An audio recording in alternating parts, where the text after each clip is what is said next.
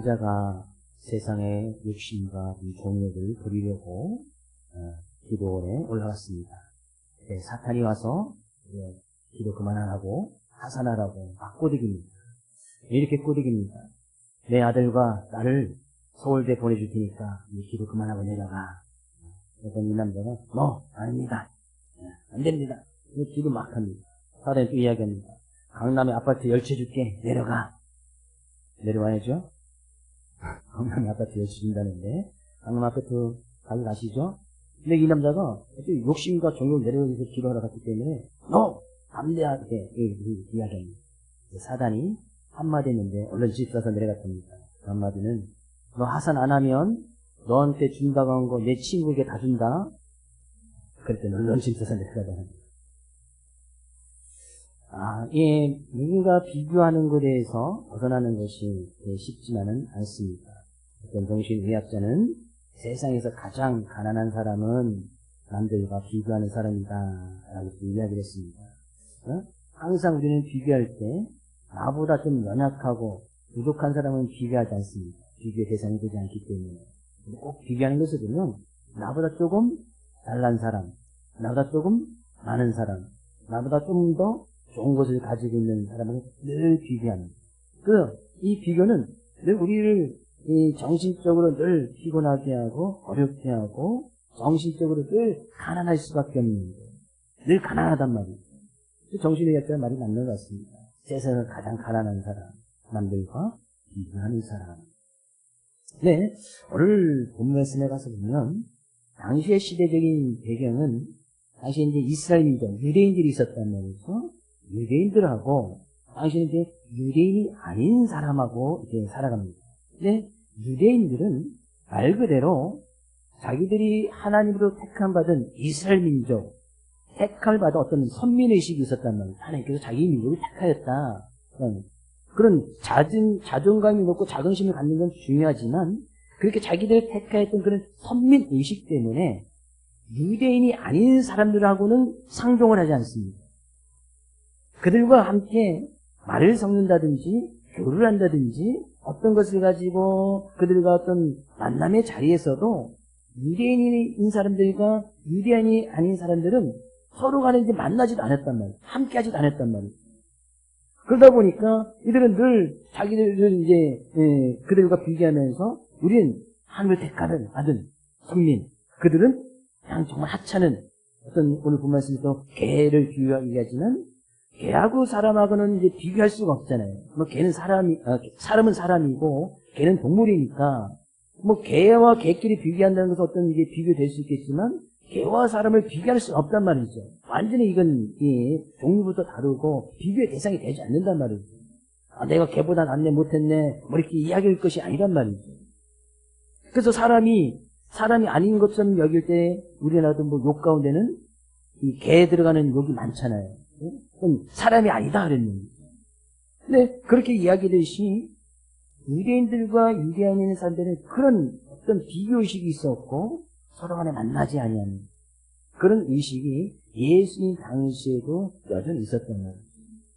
근데 그런 가운데서 그러면 유대인이 아닌 사람들을 이렇게 하찮게 여기고 그들과 상종하지 않느냐? 마찬가지 유대인이 아닌 사람들도 이들이 그렇게 생각을 하니까 똑같이 그들을 만나지 않고 상종하지 않습니다. 유대인이 아닌 사람에도 훨씬 더 뛰어나고 잘난 사람들, 그 당시 많은 것을 누리고 많은 것을 가지고 있던 사람들도 많이 있었거든요. 그러니까 서로 간에 어떤 만나지 않고 상종하지 않는 그런 문화들이 당시 시대적 경에 그런 모습이 있었습니다. 그런 상황 가운데서 예수님께서 가나안 여자 한 여인을 통해서 그 여인의 믿음을 우리에게 말씀하고 계신데 우리는 그런 여인의 모습을 좀 살펴보면서 어떤 믿음이 큰 믿음인가, 어떤 사람이 큰 믿음을 소유한 사람인가 하는 말씀의 주제로 은혜를 나눠보려고 합니다. 예수님께서 두로와 시돈이라는 그 지방, 이 지역 이름입니다. 예수님께서는 여러 지역을 다니면서 말씀을 주려고 사역을 하셨기 때문에 두로라는 인근에 또 바로 시돈 지방이 있었고 그 지역을 가시게 되주는데 그 지역에도 이미 예수님께서 가시기 전에 예수님에 대한 소문이 퍼져 있었습니다. 당시에 예수님에 대한 소문은 그에게만 가면 병든 자든지 죽은 자까지도 살아난다는 정말 큰 선지자 중에 선지자라는 이런 소문이 퍼지게 되었습니다. 근데 그 지역에 가는데 마침 그 지역에 예수에 대한 소문을 들었던 한 여인이 있었는데 가나안 여자. 오늘 그 말씀은 마가복음 7장에도 동일하게 기록되어 있는데 거기에는 수로비니게라는 여자. 수로비니게 이 유대인 지방에 있는 사람이 아니었단 말이죠. 어찌됐건 간에 이 여인이 이스라엘 민족이 아닌 다른 지역에 살다가 이렇게 오게 되었는지 간에 그랬던 여인이 그 지역에 살고 있었는데 그럼 이제 유대인이 아닌 사람 그것도 여자였단 말이죠. 성경 신약 성경에 구약성경도 마찬가지지만 당시에 사람들의 숫자를 세면 20세 이상의 남자들만 숫자를 셉니다. 오병에 계시도 5,000명 먹으셨다고 이야기하는데 그 5,000명에는 20세 이상의 남자들만 5,000명이다. 그러니까 여인들은 당시 사람들의 숫자를 셀 때 세지 아니하는 당시 남자들이 그런 남자들이 어떤 우월감들이 가지고 있으면서 여자들을 사람의 숫자에 세지 아니하는 당시 어떤 상황이 그런 상황이었단 말이죠. 근데 여자이고 또 이방인 여자, 유대인인 여자, 그 여인이 자기 딸이 악한 영에 들려서 귀신에 들려서 정말 힘들고 어려운 모습 속에 있었던 그 딸이 있었는데 그 딸을 고치기를 원해서 예수님을 찾아옵니다. 이 어머니가 자신의 딸이 흉악한 귀신이 들려서 힘들고 어려웠을 때 왜 벌 수단을 안 동원해 받겠습니까? 당시에 의원이 있었던 의원에 찾아갔을 것이고 병원이 있으면 병원 찾아가시고 좋은 약이 있다면 약을 먹었을 것이고 또 유명한 선지자가 있다면 그 선지자도 분명히 데려갔을 거예요. 그러나 여전히 이 흉악한 귀신에 들렸던 이 가나안 여인의 딸은 그 병을 낫지 못합니다. 근데 예수님에 대한 소문을 듣고 예수님을 찾아가는데 예수님께서 두루랑 지방 갔을 때는 예수님의 제자들만 있었을 뿐만 아니라 그 소문을 듣고 많은 무리들이 그 예수님 주변에 몰려 있었단 말이죠. 근데 이방인 여자의 모습으로 그 무리 가운데 들어가서 예수님 만난다는 것은 결코 쉬운 일이 아니었습니다. 당시에 어느 누군가가 유대인 한 사람이 돌을 들어서 이 가나안 여인에게 돌을 던지면 많은 사람들이 그 돌을 던져서 그 여인이 그 자리에서 죽는다 하더라도 그것은 전혀 위법되는 일이 아니었단 말이에요. 당시의 상황은 그랬습니다. 근데 이 여인이 예수님 온다는 얘기를 듣고 그 무리에 이제 막 사람들이 너무나 많으니까 예수님 만날 수가 없어서 먼 뒤에서 소리를 지릅니다. 주 다윗의 자손이여 나를 좀 불쌍히 여기주옵소서. 내 딸이 지금 흉악하게 귀신 들렸나이다. 자기 자신의 문제가 아닌 자기 딸이 지금 흉악한 귀신에 들려서 정말 힘들고 어려운 시간을 보냈다. 성령에 귀신 들린 사람들은 정상적인 삶을 살아가지 못합니다. 악한 영에 들린 사람은 정상적인 사람다운 사람의 모습으로 살아가지 못한단 말이죠. 막 그냥 옷을 벗어 제끼고 막 그냥 무덤가에 가서 거하기도 하고 그런 일들이 성령에 귀신 들린 사람들이 했었던 일들을 기록하고 있는데 자기 딸이 그런 모습 가운데 있는데 그것을 바라보고 있는 이 어머니의 마음은 얼마나 또 애타고 힘들었겠습니까? 근데 예수님께서는 평상시와 좀 다르게 자기를 불쌍히 여겨달라는 이 여인의 말에 23절 예수는 한 말씀도 대답하지 아니하시니 예수님께서 아무런 대답이 없는 거예요. 평상시 같은 예수님의 모습이라면 그 여인 빨리 데리고 와라 하면서 그 여인에게 그 여인의 문제든 그 여인의 딸의 문제든지 간에 안수하여 기도하심으로 그 자리에서 그 여인의 병을 낫게 해준지 이 여인의 딸의 어떤 기도짐으로 해서 딸을 고쳐줄 법도 한데 아무런 말씀도 하시지 않는데 보통 어느 누군가가 우리에게 어떤 것을 요구할 때 아무 말도 하지 않으면 보통 것은 이제 거절당했다고 생각을 합니다. 그래서 내가 뭔가 좀 해줘 뭔가를 요구했는데 아무 말도 하지 않아요. 이 사람이 내가 요구하는 게 거절했구나. 거절당할 것으로 생각을 합니다. 그런데도 이 여자가 계속해서 소리를 지르면서 이야기합니다. 제자들이 얼마나 듣기 싫었던지 제자들이 예수님께 이야기합니다. 그 여자가 우리에 대해서 소리를 지르니 좀 보내주셔서 그것은 그 여자가 원하는 거 들어주셔서 보내주라는 말이 아닙니다. 소리 들으면 귀찮으니까 예? 그 여자는 멀리 가게끔 하든지, 예? 예수님께서 아무런 말씀도 하시지 않으니까. 제자들도 너무나 귀찮은 거예요. 왜? 자기들과 다른 유대인이 아닌 또 여자의 모습으로. 그들이 막 예수님께 요구하였지만 예수님께서도 아무 말씀도 하시지 않으니까 예수님께서 거절하셨구나. 제자들 생각하고 이 여인에게 보내주라고, 보내라고 그 길을 나가서 봅니다. 그때 예수님께서 대답하십니다. 나는 이스라엘 집에 잃어버린 양 외에는 다른 데로 보내심을 받지 아니하였노라. 마치 그 여인이 요구했던 말에 나는 이스라엘 민족의 집, 이스라엘 집에 잃어버린 양. 예수님께서 어떤 놀라운 구원의 은혜를 베풀고 그들에게 어떤 자비를 베풀고 또 놀라운 기적을 보여주는 것은 마치 이스라엘 민족만을 위해서인 것처럼 말씀한 것 같지만 예수님 말씀은 전혀 그렇지 않습니다. 뭐 다른 데로 보내신 받지 않았다. 나는 이방인 여자하고는 상관없다. 가는 여자하고는 상관없다. 그런 의미가 결코 아닙니다. 왜? 우리가 말씀 읽었듯이 나중에 이 여인의 믿음이 칭찬하지 않습니까? 근데 예수님께서 침묵하시고 나는 이스라엘의 집에 잃어버린 양 외에는 다른 데로 보내시는 받지 아니했다라고 말씀하신 것은 결국에 이 여인이 어떤 믿음의 상태로 주님 앞에 나와서 요구하고 있는지 그 여인을 시험하기 위한 것을 말씀하셨습니다. 그래서 예수님께서 침묵하셨다라는 것은 거절의 의미가 아닙니다. 우리가 예수님께 기도하도 하나님께 어떤 것을 우리가 간절히 간구하는 것이 있어도 예수님께서 응답하시지 아니할 때가 있지 않습니까? 예수님께서 아무런 말씀도 주시지 않을 때가 있잖아요. 그것은 거절이 아니에요. 예수님께서 거절을 하신다면 분명히 뭐라고 이야기하실 것입니다. 근데 예수님께서 침묵하셨다는 것은 단순히 거절의 의미는 아니다. 이런 것을 분명히 아셔야 됩니다. 그래서 우리가 주님 앞에 나와서 기도하고 간구할 때에 예수님께서 내 기도를 왜 안 들어주시나? 예수님께서 나의 기도를 왜 거절하시나? 거절이 분명히 아니라는 거예요. 왜? 그 위에 여자가 그런 이야기를 듣고 예수님 앞에 어떻게 그 많은 무리들의 가운데를 막 뛰쳐나와서 예수님 앞에 나와서 예수님 앞에 무릎을 꿇고 절하면서 주님, 나를 좀 도와주십시오. 그 여인이 유대인들이 많은 유대인들이 모이는 그 가운데 그 무리를 뚫고 나서 주님 앞에 또 간절해서 이야기합니다.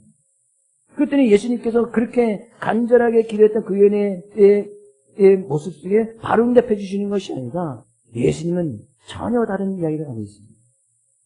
28, 26절에서요. 대답하여 이르시되 자녀의 떡을 취하여 개들에게 던짐이 마땅하지 아니하다. 자녀의 그들이 지금 밥을 먹고 있는데 거기에 개들에게 그 음식을 같이 겸상해서 먹는 것이 마땅하지 않다는 거예요. 마치 이 여인을 거의 동물시, 개처럼 이제 취급하고 있단 말이죠. 이것은 예수님께서 지금 이 여인을 경멸하거나 무시하기 위해서 하는 말은 아닙니다. 당시에 소리 말씀드렸듯이 유대인들과 유대인이 아닌 사람들은 비교 대상이 되지 않는 그런 관계에 있었기 때문에 유대인들은 사람, 이들은 비교 대상이 되지 않는 개, 동물처럼 그렇게 생각하고 있었단 말이죠. 그래서 그렇게 생각했던 모습을 이제 개라고 이렇게 이야기를 했단 말이죠. 예수님께서 마치 그 여인을 유대인들과 비교 대상이 되지 않는 동물처럼 이렇게 취급하듯이 그렇게 이야기를 합니다. 요즘 우리는 반려견, 개를 이렇게 무시하거나 그러면 또 큰일 나죠? 동물학대니 뭐니 해서 또 큰일 납니다. 요즘은 개에게도 자기 집에 유산을 남겨주는 사람도 있더라고요. 개하고도 같이 겸상을 하고. 그렇죠? 저는 아직까지도 이제 이해되지 않는 부분 중에 하나가, 좀 그렇습니다. 개를 좋아해야죠. 개들 같이 똑똑한 또 동물이 어디 있습니까? 네? 웬만하면 사람의 욕 가운데 이 개에 대한 욕이 있잖아요. 개가 웬만하면 사람이 될 수 있다는 거죠. 네? 개 같은 사람 이렇게 이야기하잖아요. 개도 웬만하면 사람이 될 수 있는 거예요. 그만큼 사람하고 가장 밀접한 관계에 있는 동물 중에 하나가 이제 개란 말이죠. 근데 마치 자기가 비교 대상이 하지 않는 그런 사람처럼 예수님도 취급하는 것처럼 그렇게 이야기합니다. 근데 그렇게 이야기를 듣던 이 여인이 어떻게 대답합니까? 26절 대답해 이르되 27절 여자가 이르되 주여 옳습니다. 맞다 말이죠.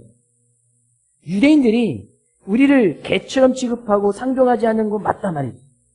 또한 유대인이 아닌 사람들이 유대인을 그렇게 생각한 것도 맞단 말이죠. 당시의 어떤 시대적인 상황을 그것을 그 여인이 다 받아들입니다. 그러면서 이야기하는 것이 뭐예요? 개들도 제 주인의 상에서 떨어지는 부스러기를 먹나이다. 집에서 기른 개들도 주인들이 먹다 남은 그 음식 중에서 개들도 먹지 않습니까? 거기서 떨어진 것이 있다면 버리기 아까우니까 개 주잖아요. 이 여인이 그렇게 이야기를 하는 거예요. 만약에 그렇게 당신들이 그렇게 생각하는 건 내가 인정하지만 거기에 좀 이 떨어지는 이게 부스러기 같은 그런 거 있지 않겠습니까? 유대인들에게 그런 은혜를 베풀어 주었다면 그 은혜를 베풀어 주고 남은 그 조그만 부스러기 같은 그런 은혜 있지 않겠습니까? 그 은혜를 달라는 거예요. 이에 예수께서 대답합니다. 여자여. 우리 성경에 쓰긴 없지만 원문은 여기 감탄사가 딱 실려 있습니다. 아, 놀랍다라는 감탄사가 딱 있어요. 그리고 여자여.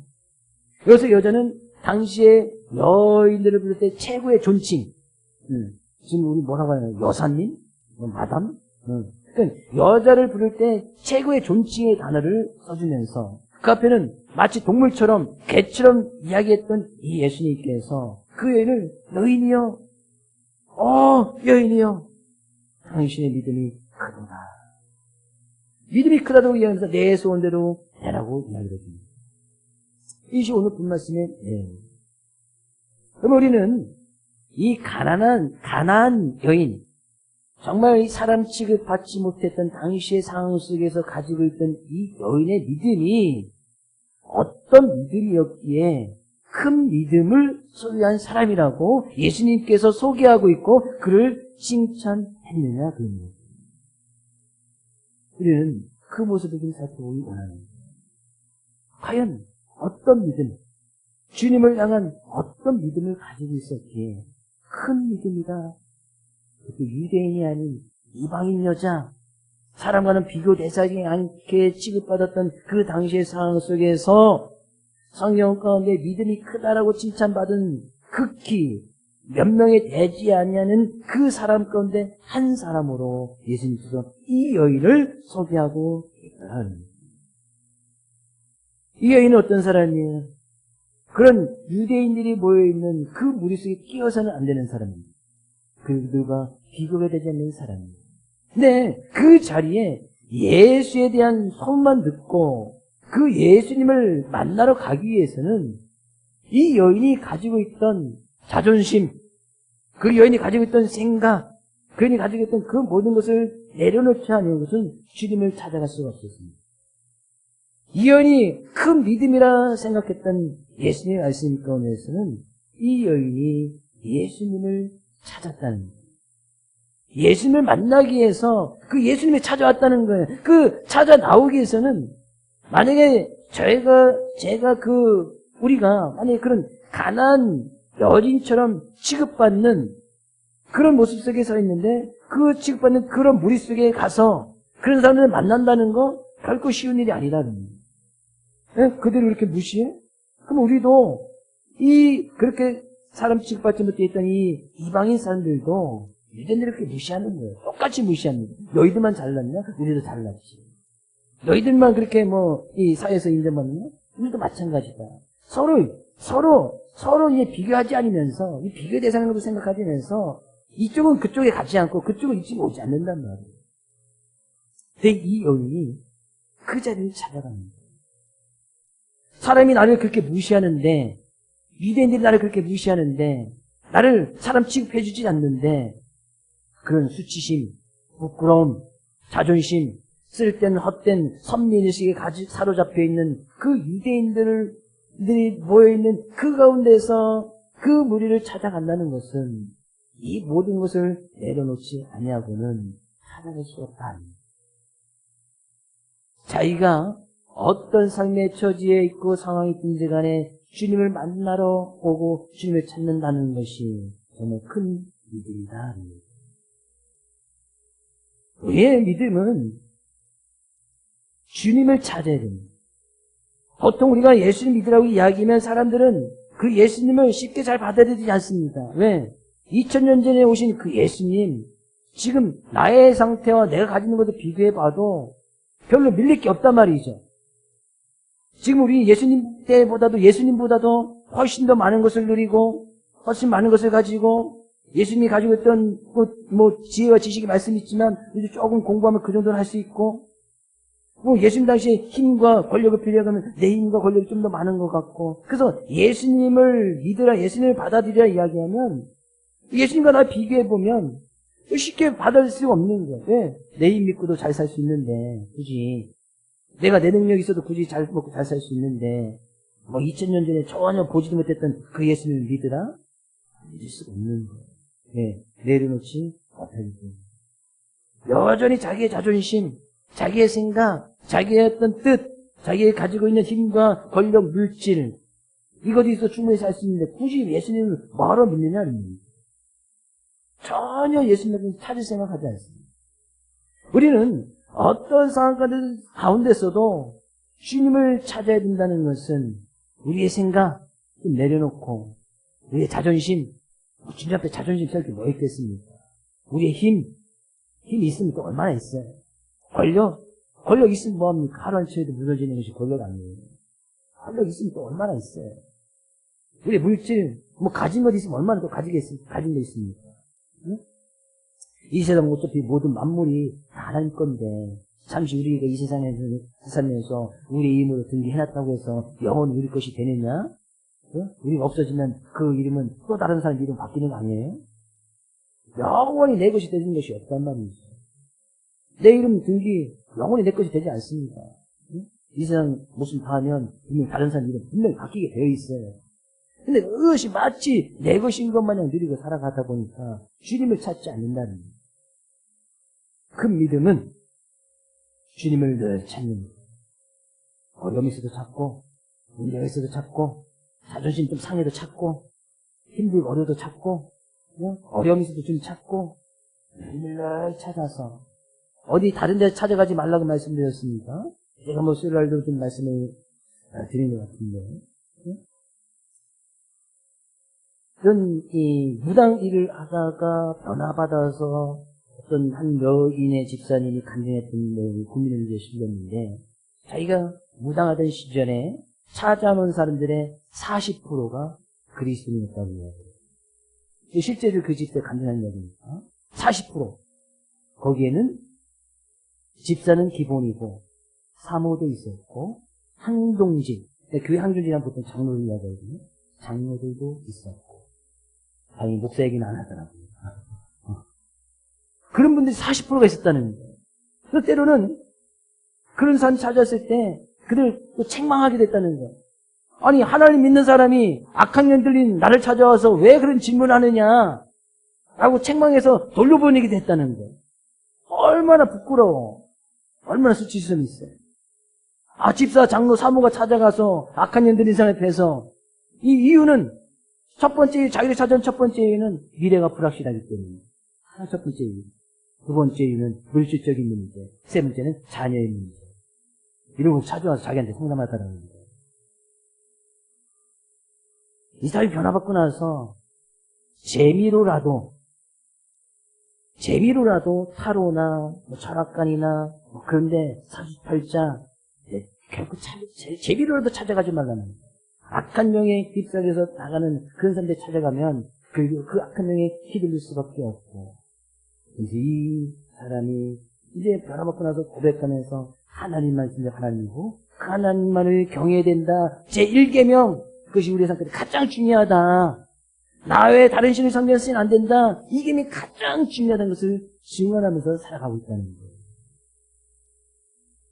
며칠 전에 고민을 되시렸더니 자네입니다. 다른 곳을 막 찾아가는 거예요. 다른 곳을. 미래의 불확실한 거 알고 싶잖아요. 저를 찾으시면 된다고 했죠. 저는 공판받고 가르쳐드린다고. 자녀의 문제 어디 찾아가지 말라고 그랬죠. 봉투 들고 저에게 찾으면 더 확실하게 가르쳐준다고. 근데 아무도 안 찾아줘요. 알아서 주님을 찾아가니까 알아서 주님을 찾아가면 되지. 저 찾을 필요도 없잖아요. 왜 저를 찾습니까? 저는 그 주님을 찾을 수 있는 그 길을 제시해주고 말씀해주는 것이지 뭐 저를 찾아와서 제가 어떻게 답을 드려요. 제 인생, 제 미래도 내일도 모르는데, 이따 오후에 어떻게 될지 그것도 모르는데, 이따 오후에는 예배를 드리겠지. 그건 알거든요. 내일 어떻게 될지 어떻게 알아요? 모레 어떻게 될지 어떻게 합니까? 모레는 다 집에 찾아가시겠죠? 첫값집을 가든지, 집을 가든지, 가겠지. 간다고 생각하지, 갈지 안 갈지 어떻게 합니까? 근데 자꾸 다른 데를 찾아가는 거예요. 이 여인도 자기 딸이 그렇게 병들었을 때 다른 곳을 찾아다녔잖아요. 분명히 찾아다녔을 거예요. 자녀의 문제 때문에. 결국에 근데 그 모든 걸 내려놓고 주님을 찾은 거예요. 그것이 큰 일이었다. 주님을 늘 찾을 수 있기를 주의 이름으로 축복을 드립니다. 어려움이 있어도 문제가 있어도 자녀의 문제가 있어도 주님을 찾는 건 그 자존심 싸움 아니에요. 그거 그냥 주님 앞에 좀 내려놓으면 되는 거 아니겠어요? 내가 하나님의 자녀로 다운된 모습으로 살아가기 위해서 내 안에 가지고 있는 생각이나 자존심 이거 내려놓는 거 쉬운 일 같지만 쉽지 않기 때문에 주님께서 지금 이 사건을 성경에 기록하시면서 말씀하고 있다는 거예요. 두 번째, 이 여인이 가지고 있던 큰 믿음의 모습은 예수님을 찾았을 때 그 예수님을 부르시는 그 모습 뭐라고 부르십니까? 주 다윗의 자손이요 라고 부르고 있습니다. 예수님은 육체적인 혈통이 있었는데 그것은 다윗의 후손이었습니다. 다윗의 후손. 우리가 잘 아는 다윗 왕가의 후손입니다. 왕가의 후손이란 말이에요. 그럼 그것은 예수님은 완전한 인간이다. 근데 거기서 주라는 단어를 붙이고 있습니다. 주는 인생의 주인이라는 거예요. 인생의 주인. 인생의 주인이라는 것은 사람을 지으시고 사람의 모든 것을 다스리고 섭리하시는 분이 바로 주인 되신 하나님이시다. 그 예수님을 완전한 하나님으로 믿고 있단 말이죠. 우리는 예수님 믿을 때에 그 예수님은 완전한 하나님 플러스 완전한 인간 이 두 가지를 다 믿어야 됩니다. 어느 하나 쪽에 치우쳐서는 안 됩니다. 보통 잘못된 교리를 갖추고 있는 이단들의 교리에서는 완전한 하나님에 대한 예수님의 어떤 신분과 위치를 좀 깎아내립니다. 그래서 조금 뛰어난 사람들 중에서 조금 뛰어난 사람들 중에서 조금 말씀 잘 증거하는 사람, 그 세계적인 역사는 4대 성인의 한 사람이라고 표현하고 있어요.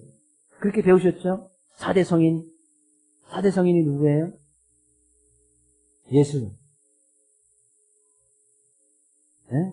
누구죠? 석가, 공자, 소크라테스라네, 4명.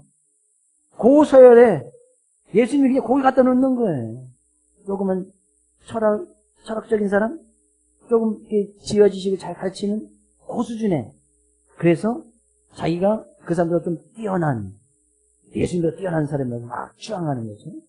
대부분의 이단에 빠져있는 그런 교리들 아니에요. 우리는 이 여인이 예수님에 대한 소문만 들었을 때에 그런 믿음의 고백이 있습니다. 아, 예수님은 완전한 인간이지만 완전한 하나님이구나. 그분만 내 인생의 주인이시구나. 이런 믿음의 고백이 있었단 말이에요. 예수님 부를 때 주 다윗의 자손이요. 우리 예수님 믿을 때에 완전한 하나님으로 믿어야 되고 완전한 인간으로 분명히 일해야 돼요. 어느 한쪽에 치우쳐서도 안 되고 한쪽에 치우쳐다면 성경은 반쪽짜리 납니다. 복음서에 특히 완전한 하나님의 모습을 이루면 복음서는 3분의 1밖에 남지 않습니다. 인간적인 모습만 이야기하면 성경은 복음서는 더 줄어들 수밖에 없어요. 우리는 이 여인이 그 예수님에 대한 믿음의 고백, 그런 믿음의 고백을 가지고 예수님이 나의 인생의 주인이시다. 그냥 완전한 인간이지만 우리와 다른 죄가 없으신 그분이다 라고 믿고 나가는 그 믿음 그 자체가 큰 믿음을 가지고 있다라고 이야기하고 있단 말이에요. 저는 이 사랑 모든 손님들이 예수님을 완전한 하나님, 완전한 인간으로 믿어나가는 큰 믿음의 소유자 될 수 있기를 주의 이름으로 축복을 드립니다. 이 여인이 가지고 있던 큰 믿음 가운데 하나는 그 주님께서 나왔을 때에 반드시 주님께서 자기의 딸의 병을 치유해 주실 것이라는 그 응답, 기도에 주님 앞에 간구했을 때 그 간구함에 응답해 줄 것이라는 확신이 이 여인에게 있었던 것 같습니다. 그러니까 제자들이 만류해도 그 무리를 뚫고 나와서 주님 앞에 나와서 무릎 꿇고 절하고 주님 저를 도와주십시오. 그런 간절함이 있었단 말이에요. 이연이 가지고 있던 그 믿음은 기도 응답에 대한 확신, 간구했을 때에 예수님께서 반드시 그 기도에 응답하시는 확신이 있었단 말이에요. 그래서 만약에 그런 확신이 없었다면 이 예수님께서 자기를 개처럼 다른 유대인들과 마찬가지로 나는 이 이스라엘 명령에는 보냄을 받은 적이 없다. 자녀되었다고 지어서 개들에게 던짐이 없다. 이 말을 듣는 것이 얼마나 자존심 상합니까? 자기를 다른 유대인과 동일하게 그렇게 사람 취급하지 않는구나. 나를 개처럼 취급하는구나. 만약에 그게 내가 도움을 요구하러 갔는데 당신 개와 같습니다 이야기면 그 사람에게 치사하고 더럽고서라도 그 요구하지 않을 거예요. 그냥 돌아오고 말지. 차라리 다른 데 찾아가고 말지. 이 여인은 그럼에도 불구하고 그 주님의 말을 인정하고 그 앞에 꼭 한 겁니다. 나를 도와주십시오. 나를 도와주십시오. 하나님께서 우리를 구원해 주시고 우리의 죄를 용서해 주시고 그런 구원의 약속이 있다면 그런 주님 앞에 우리가 기도할 때 주님께서 반드시 우리의 기도에 응답하신다는 그 확신이 분명히 있어야 된다는 거예요. 여러분 지금 주님 앞에 기도하는 모습이 분명히 있지 않습니까? 간구하는 거 있지 않습니까? 그것이 자녀의 문제가 됐든 재정의 문제가 됐든 유치의 문제가 됐든 삶 가운데 어떤 문제가 됐든 근데 기도할 때 예수님께 대답하지 않아. 어떤 응답도 주시지 않는 것 같아. 이번 이 기도하는데 어떤 말씀도 주시지 않아. 그것은 반드시 거절의 의미가 아니다. 내가 지금 기도하고 있는데 하나님께서 어떤 응답도 주시지 않는다. 예수님께서 나의 기도에 거절하셨구나. 예수님께서 거절하시면 반드시 노라고 말씀하실 거예요. 노, 안 돼. 안 줄 거야. 분명히 말씀하시는데 지금 아무런 응답이 없다면 예수님께서 이 여인의 간구에 한마디도 대답하지 아니하시니 대답하지 않았단 말이에요. 그건 단순히 거절이 아니단 말이에요. 그러니 우리는 기도의 응답의 확신을 가지고 주님 앞에 나와서 주님 나를 도와주십시오. 나를 더욱더 불쌍히 여주십시오. 나의 자녀의 문제 해결해 주십시오. 나의 지금 상태에 당하는 문제 주님 해결해 주십시오. 라고 더욱더 간구하고 주님을 의지하며 나가고 기도의 응답 확신을 가지고 살아가야 된다는 거예요. 그런 은혜가 있기를 주의 이름으로 축복을 드립니다. 그러면서 이 여인이 가졌던 큰 믿음 하나 더 생각해 볼 것은 주님께서 이 여인에게 이야기합니다. 극존칭을 써주면서 여인이여 네 믿음을 키우다. 내 소원이 내 소원대로 되리라. 이 여인이 자기의 귀신들과 병든 이 자기의 딸을 예수님 앞에 있는 그 자리에 데려온 것이 아니에요. 자기만 낳았을 뿐이에요. 근데 예수님께서 말씀하시는 거예요. 내 소원대로 될 것이다. 이 여인이 소원했던 것이 뭐예요? 지가 간구했던 그 기도에 응답 받은 거 아니겠어요? 말씀 주신 거 아니겠어요? 근데 이 여인이 그 말을 듣고 돌아갑니다. 이 여인이 그냥 그만큼 돌아간 거예요. 그 자리에서 예수님께서 귀신 들린 그 여인의 딸에게 기도해서 그 자리에서 귀신을 쫓아내주신 것이 아니고 네 소원대로 될 거야. 가. 라고 했더니 이 여인이 그 말을 듣고 돌아간 거예요. 가봤더니 마가복음에서 자기 집에 돌아오니 그 딸이 예수님께서 하신 그때 나와서 병고침을 받았다 라고 기록하고 있습니다. 예수님께서 주신 말씀 그것이 지금 이루어졌는지 나중인지 이 여인이 확인할 길이 없잖아요. 지금 떨어져 있는데 이 병든 이 여인의 딸은 집에서 어떻게 하고 있는지 아마 꽁꽁 묶어놓고 집 밖에 나가지 못하도록 그냥 정신 나간 짓 하지 못하도록 집안에 꽁꽁 묶어놨지 않았겠어요? 집에 가보니 말씀 붙들고 나가는 거예요. 믿음의 소유자라는 사람들은 주님께서 말씀하시면 그의 상황이 어떻게 되는지 어떻게 이루어질지 알지 못하지만 그냥 그 말씀 붙들고 살아가는 거예요. 주님께서 말씀을 주시면 그냥 그 말씀 붙들고 살아가는 것이 그 믿음의 소유자다. 그 말씀이 어떤 말씀이 주어지든 간에 우리는 이미 기본적으로 우리들이 지키고 살아가야 될 말씀들을 성경을 통해서 우리에게 주시지 않았습니까? 그러면 그 말씀 붙들고 그냥 살아가는 거예요. 이미 우리의 삶 가운데 주어진 그 말씀 붙들고 살아갈 때에 미래가 보이지 않는단 말이죠. 어떻게 될지 모른단 말이죠. 어떻게 보면 나의 삶 가운데 큰 손해가 날 수도 있고 나의 삶 가운데 큰 어려움을 당할 수도 있단 말이죠. 근데 그런 가운데서도 그 말씀 그냥 묵묵히 지켜나가는 거예요. 이것이 큰 믿음이다. 다른 사람 보기에는 그것이 정말 하찮은 것 같고 보잘것없는 것 같지만 예수님께서는 그런 여인의 상태를 주님께서 미리 아시고 거기에 모여있던 많은 사람에게 믿음이 난 이런 것이다. 큰 믿음이 난 이런 것을 보여주시기 위해서 그 여인을 들어서 사용하시면서 그 여인에게 이것이 믿음이다. 내 믿음이 크도다. 라고 말씀하고 있다는 거예요. 오늘 드리는 이 말씀이지 않아서 나의 믿음은 지난 시간에 믿음이 작은 자 살펴보았잖아요. 믿음이 작은 부분이 있다면 크면 되잖아요.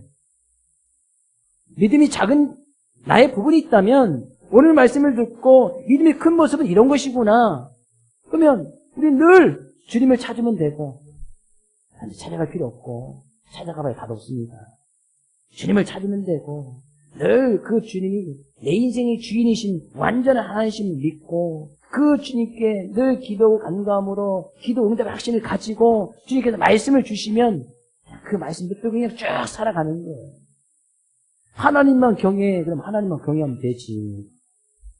그냥 도둑질 하지 마. 그럼 도둑질 안 하면 되고. 거짓말 하지 마. 그럼 거짓말 안 하면 되고. 내 이웃을 사랑해. 그럼 사랑하면 되고. 원수 사랑해. 원수 사랑하면 되고.